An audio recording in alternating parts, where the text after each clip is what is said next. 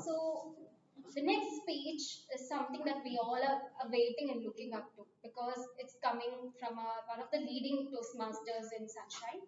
He has represented Sunshine in many different high platforms like on district level competitions. So most of us are looking forward for this speech. So I welcome Toastmaster Akash. The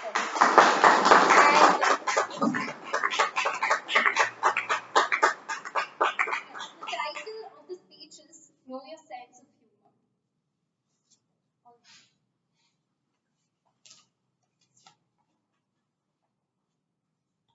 Toastmasters and guests, let me ask you all a very quick question. As per you, and this has only one correct answer by the way, according to you, what is the one activity that requires the most amount of brain power? Thinking. Listening. Okay, thinking, listening. Someone said chess. Whoever said all this has clearly not driven in Bangalore traffic. Because if you've heard of this term concrete jungle, Bangalore roads are like a concrete zoo. Because there's cars everywhere, there's buses, there's trucks, there's even pedestrians everywhere. I have to stop at a green light to wait for a pedestrian to pass. At a green light, you believe that? At a green light, green signal means go. And I have to stop for a pedestrian to go, unfortunately. And there's just cars and buses and trucks and all vehicles everywhere. It's a concrete zoo, it's a national park. And my parents are sick, not of Bangalore traffic, but of my ranting when I sit next to them. Because I use my exotic French words and teenage lingo right next to them when I see a car swerving in front of us, when I see a pedestrian walking in front of us. It enrages it enrages me more than it does my parents, who are driving the car instead of me. But Bangalore traffic is not the only kind of bad luck that I imagine. Most of us go out in Bangalore traffic, most of us encounter traffic, and most of us call it bad luck. This is not the only bad luck that I encounter. I have issues with electricity. And as you all know, BESCOM is the most reliable organization there is which provides us electricity. Right? Anyone agree? Yes. Thank you.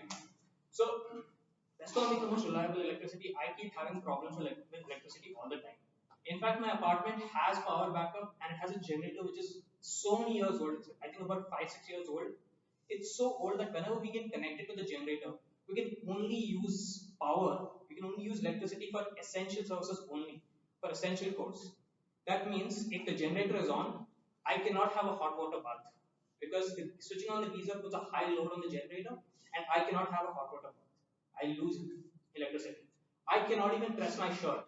I couldn't do that today. I just had to pick out an old one, wear it today because Shubhankar sir told me to wear formals today, unfortunately. Apologies for that. But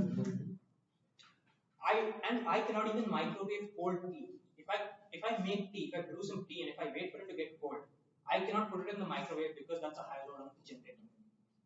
And so, as you all know, being connected to the generator is basically a matter of big inconvenience, and that's bad luck as well. Now, I'm not sure if this is an actual saying, but most of us might have heard sayings along the lines of "We must rise in the face of our biggest challenges." Everyone agree with this? In my 23 years of experience, the only thing that rises in the face of such challenges is my blood pressure. Because my blood pressure rises, I use a blood pressure machine all the time, and the way the numbers just go upwards and shoot upwards, they sometimes fascinate me, Like sometimes there's a minor inconvenience happening and the numbers go from 120 to 150. Sometimes they go back down to normal. Even during the smallest of inconveniences, they just shoot up. But unfortunately, these numbers shooting up isn't the best way to live a life, right? I mean, whenever I get angry, I get bigger headaches than a Saturday morning hangover after drinks. But being angry is not the best thing. So, what do you think is the best way to resolve the situation? Because we're gonna have these things all the time. We're gonna run into traffic. We're gonna have electricity problems. Amazon tomorrow is gonna completely goof up your delivery tomorrow, and you're gonna get angry about it. So, is there a way to solve this and to be less angry and be more calm in that situation? My friends and I actually developed a one-word solution for that. And when we developed that solution, by the way, we were actually studying for exams in college, and studying is an understatement. We were cramming whatever we could under the sun because we had our exam the very next day. And unfortunately, remember when I told you BESCOM is the most reliable organization in Bangalore right now? Well, the lights went out. And we were studying last minute, the exams for the very next day. Lights went out. I was like, cool, no big deal. Okay, the lights, they'll come out, they'll come back on eventually. So we waited. It was pitch black, and we waited in the darkness for 5 minutes, for 10 minutes, for 15 minutes.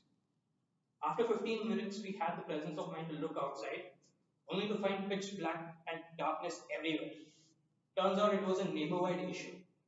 So BESCOM had done a really good job, or something had happened. So it was an issue which was affecting the entire neighborhood. Unfortunately, our phones were also dead, so we did not have a flashlight at home. We couldn't even see what we were studying. We couldn't even see our books. What do you think we did in that situation? Light some candles. Light some candles. Repeating the things, like memorizing the. Went to a different neighborhood. Sleeping. Next neighborhood is 3 kilometers away. Moonlight. Not studying is the best solution. But we did something a little less than this. We walked out of the house into the darkness. We picked up our books, and since we were feeling hungry, we went all the way. We walked 1 kilometer all the way to Forum Mall, which was right opposite our college. Some of you might think we had actually given up on studying, but no, we had our books with us. So we went to Forum Mall.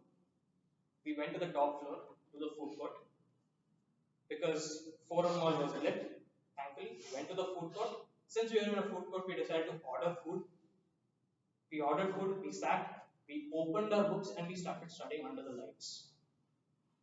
Now, if you're studying, if you ever try this trick in any mall, if you're going to sit in a food court with like dozens of people around you, they are going to stare at you. And everyone's out there having a good time. We are studying for our exams the very next day. Clearly, no one else had exams, only we had. So we could feel the many dozens of pairs of eyes looking at us, staring at us, and there was a lot of noise around. What do you think we did in that situation? Got up and then looked for another thing. Ordered some more food. Okay. Then Sorry. Too far. 15 kilometers. We started studying and we started revising our notes even louder. And we started shouting at each other. We started revising our notes while shouting at each other. Our conversations went like this. You know, we had income tax laws the very next day. And our conversations went like this. Bro, Section 80C of the Indian Income Tax Act of India gives us maximum deduction of rupees 1.5 lakh. Cool, bro, but do we have to write all the exemptions? Arey, who cares? Yeah, just write 2 or 3. Jo hoga, dekha jayega kal. And we started yelling at each other. And when we started yelling at each other, first of all, we could concentrate on notes because we were louder than the crowd out there. But it did two main things, or actually three. First, because we yelled out our notes, I could remember my notes even more clearly and I did very well in my exams the next day. Lucky. Secondly, it damaged my hearing for the next 2 days. And thirdly, it taught me the value of responding. Pay attention to this word respond. My friends and I dealt with bad luck in a very different way. We responded instead of reacting and complaining about the loss of electricity. And we decided to respond.